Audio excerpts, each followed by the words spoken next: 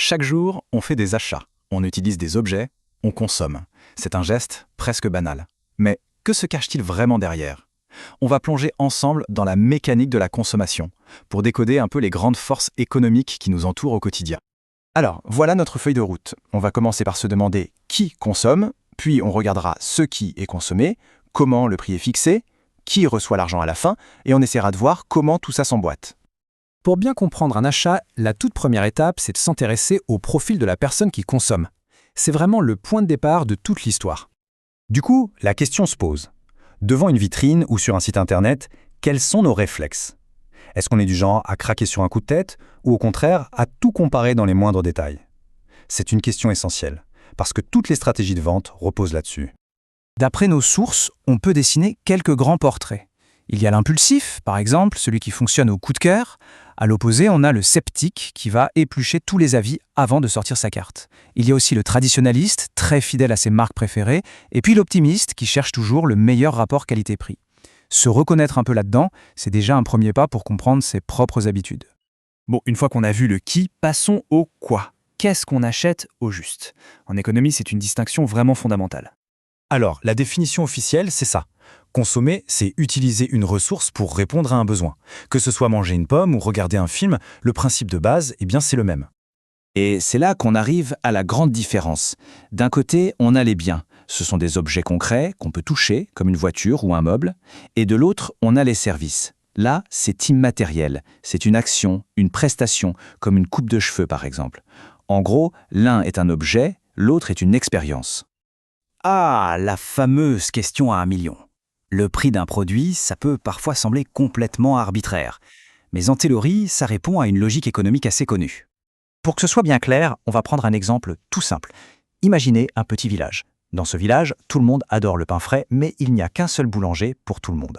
Le décor est planté?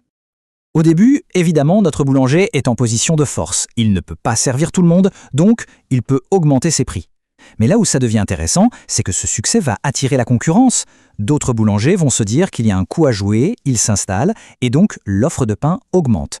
Résultat, notre premier boulanger est obligé de baisser ses prix pour rester compétitif. C'est ça l'autorégulation du marché. Cette mécanique, au fond, elle est assez simple. Si la demande explose mais que l'offre ne suit pas, les prix grimpent. Par contre, si l'offre augmente pour une demande qui ne bouge pas, les prix ont plutôt tendance à baisser. C'est vraiment le b.a.-ba de l'économie de marché. C'est un beau modèle, n'est-ce pas? Ça a l'air simple, logique. Sauf que, dans la réalité, c'est souvent bien plus compliqué que ça. 80%. C'est un chiffre qui interpelle quand même. Mais il représente quoi au juste? Et voilà le point crucial que soulèvent nos sources. Dans 80% des cas, soit 4 fois sur 5, le prix qu'on paye n'est pas le résultat de ce bel équilibre du marché, non. Il est fixé par quelques grands groupes qui contrôlent l'essentiel de l'offre. La concurrence est donc très faible et la fameuse loi de l'offre et de la demande, elle ne joue plus vraiment son rôle. Allez, passons à une autre dimension. Quand on paie quelque chose, où va l'argent? Tout n'est pas qu'une question de marché privé, loin de là.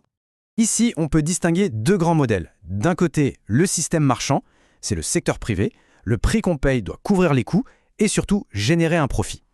De l'autre côté, il y a le système non marchand. Là, on parle des services publics financés par la collectivité avec nos impôts et nos cotisations. L'école publique, par exemple. Ce n'est pas gratuit à proprement parler, mais le coût est partagé par tout le monde. On arrive à la dernière couche de notre analyse. Est-ce que l'acte de consommer se fait seul ou à plusieurs? C'est le contexte social. La différence est simple, mais elle change tout. La consommation privée, elle est exclusive. Si on porte une paire de lunettes, personne d'autre ne peut la porter en même temps. La consommation collective, en revanche, est partagée. Le fait qu'une personne regarde un film au cinéma n'empêche absolument pas son voisin d'en profiter aussi. Voilà. Maintenant qu'on a toutes ces pièces, on va essayer de les assembler. On va voir comment ces concepts s'appliquent ensemble dans des situations de la vie de tous les jours. C'est là que ça devient vraiment concret. Prenons des exemples pour voir comment tout ça s'articule. Aller au cinéma, c'est un service qui vient du système marchand et sa consommation est collective. Acheter un jean, c'est un bien marchand et à usage privé. Prendre le bus, c'est un service, souvent non marchand, et collectif. On voit bien que chaque acte de consommation est en fait au carrefour de toutes ces catégories économiques. Alors, après avoir décortiqué tout ça, une dernière question se pose. Est-ce que le fait d'avoir conscience de tous ces mécanismes, de ces profils, de ces systèmes, est-ce que ça peut changer quelque chose à nos choix au quotidien? La réflexion en tout cas est ouverte.